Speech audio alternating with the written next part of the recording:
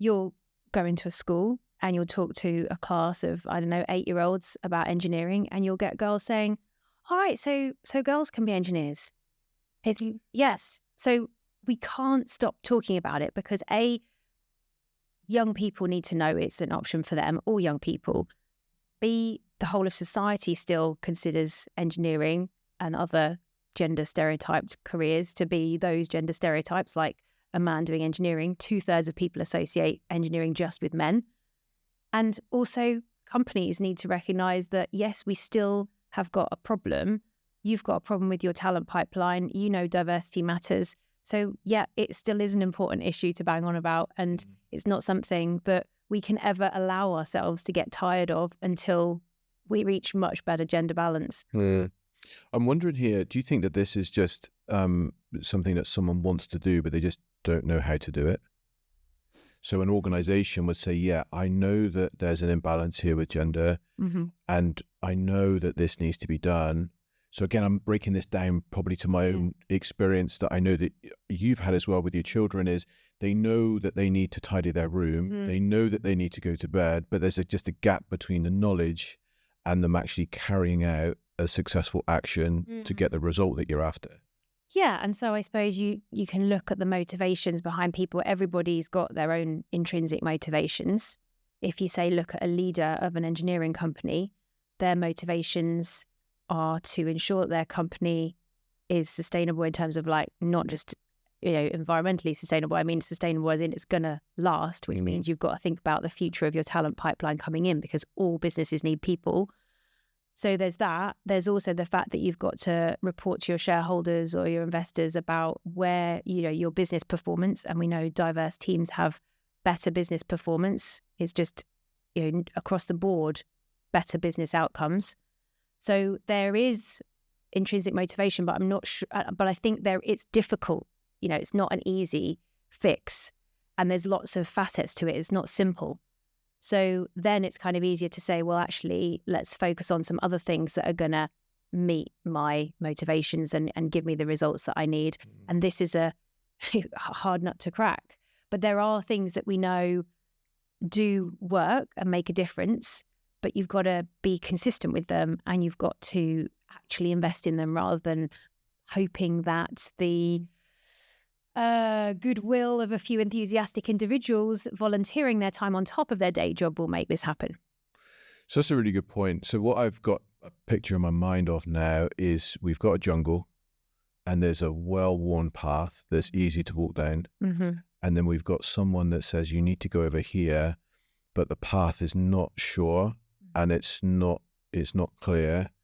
And I don't know that I've got the right equipment to try and hack back and forge a path through. So what things can you say that an organization needs to consistently do in order to forge that path, so they've got another path now that is well trodden and well worn, as opposed to just the current one?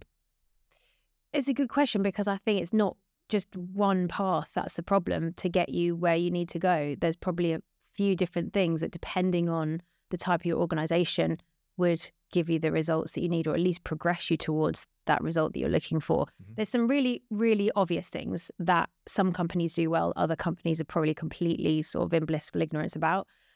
Things like, if you think about who you're actually trying to attract to come into your company, are you making them feel welcome through images that are on your website, the people that you have represented on your board, your senior leadership team, activities that you do, the type of work that you do? Are you giving out the right kind of messages to attract the right demographic of people that you want? So there's some, you look on some engineering company websites, for example, and you still see pictures of white men in hard hats. And if you just see a sea of that, are you going to feel like you belong as a woman coming up and looking at that company to apply to? Not appealing. No. So that's something very simple that you can do. And a lot of people are really aware of that now. Representation matters, image matters, how your company looks to people you're trying to recruit matters. Then it's like connecting with the right people and showing them that there's a path into your industry. This is a lot of what we do in Stemazing, is trying to reach people young, like really young, like primary school age, to sow the seeds of STEM right at that point, before they start to have those sort of self-limiting beliefs that come from societal stereotypes that can then mean they deselect themselves from those kind of career options. So there's that. But also actually think about how you retain your talent in your company now. Your diverse talent is super important. So things like mentoring, we know makes a big difference. 77% of companies who do mentoring say that it is a key part of retention of diverse talent in their organizations. And we know that people who have a mentor are 5 times as likely to get a promotion. So in terms of women being able to progress in their career, getting to those senior leadership positions and stay in the industry rather than dropping out because they're frustrated, glass ceiling, etc., like that is something they can do. And that is not a completely untrodden path. Lots of people are doing that. But we just need to combine these things together so we get the maximum impact of everything pulling in the right direction. So it sounds like from what you're saying that there's lots of tools and proven methods out there, but it's not all in the same kind of kit bag, as it were, that people are knowing what to use and how to get through. And like I said, is it really prioritized and invested in correctly? Because, for example, with things like STEM outreach going into schools, a lot of companies expect people just to do that in their own time, or it's not coordinated and structured, so it's a bit ad hoc and disorganized. They're just depending on a few people being really enthusiastic and going and organizing it themselves. Whereas actually, in my view, it's such a critical piece of the puzzle that companies should be doing that in a coordinated, structured way, supporting their employees with training and actually investing by paying them their day rate to go into schools and do it. And I think now companies are cottoning onto the idea that volunteering matters, meaning and purpose for employees matters. So giving people volunteer days is great. 2 days a year is probably like what good looks like at the moment, which is better than nothing for sure. But even that 2 days a year, some companies don't give any support financially for people to go into inspiring the next generation. And then the senior leadership team are like wondering where their future pipeline is when they're not doing anything to make it happen. I'm wondering here, and this is a really radical idea, and feel free to reach across the table and strangle me if you want to. But should we not just bypass schools and just go straight to the children? And the reason I say that is because my children are influenced by school, yes, but they have been influenced more by social media than they have by their teachers. And I've got 2 teachers in my family, and they are so caught up with delivering a curriculum that thinking anything outside of that is not a stretch to them because they don't want to, or because they're incompetent, or because of anything negative. Yeah. But it's just so all-encompassing, just trying to deliver the things that's contained within that curriculum. And if they don't do that, then they are not graded in an acceptable way that will lead to them losing their job. Yeah. No, I don't think we should put any more on teachers. Absolutely not. Teachers have got more than a full-time job as it is. What I see the vision is that industry and the education system is much more aligned, where industry is actually supporting career awareness for young people right down to primary school, even before that, if possible, so that right from the start they can see that what they're learning in schools delivered by their teachers, which is the teacher's job, aligned to the curriculum, how that relates to the real world and careers and meaningful jobs where they can do what they care about, make a difference to what they care about. So I think it's people in industry going into schools to take the load off the teacher with regard to career awareness, take the load off the teacher with regard to having to think of, say, practical science experiments to link the curriculum to some real world problem solving. Actually, we can do that in industry.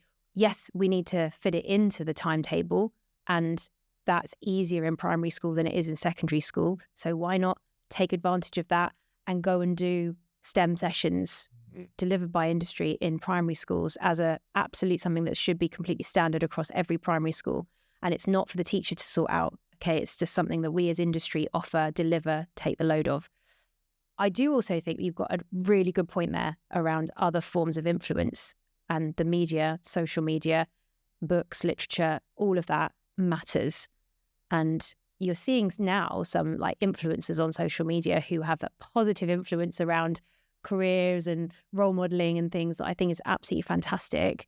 And yeah, we absolutely need more of that. But I think, again, it can't be just one solution. I think it has to be a holistic view of all the different ways that young people are influenced. I think you're doing something similar with Stemazing, aren't you, around someone that is talking about their role and how they got into the role. Can you just go into that, and then what you found the good outcomes have come from taking that approach? Yeah. So our whole aim in Stemazing is to get diverse role models in front of young children. So around the age of 7 to 9, we try and target that age group where we will get female role models or non-binary role models from industry who are in STEM roles going into classrooms and delivering a series, so not just one, a series of Stemazing Kids workshops, which are all hands-on, interactive, where the kids make and test something themselves using simple materials, and they get to take it home. So they talk to their families about it.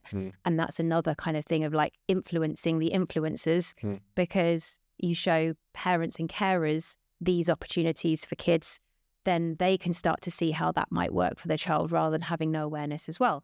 So it's all about diverse role models opening the eyes of young children to STEM as a, not just this ethereal thing they don't know what it even means or stands for, and not just standalone science and maths lessons, but the combination of all of that and how that comes together in the real world with real and relatable role models, not role models that are like, got a whole list of PhDs and won loads and loads of prizes and awards and, famous, literally people, everyday people that they might come across on the street that they had no idea they were an engineer before. And now they can see, oh, that person kind of looks like me. I can relate to them, and they're an engineer and they're doing cool stuff.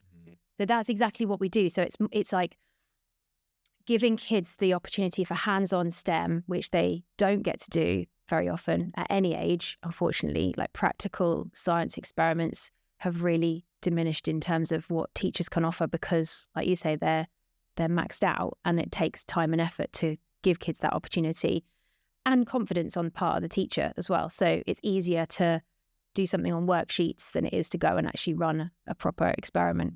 So we give them that opportunity, and it's opening their eyes to those kind of maybe challenging those gender stereotypes at the same time. Thanks for watching to the end. I think that you'll like this, but before you do that, just make sure that you've commented and liked below, and also that you subscribed.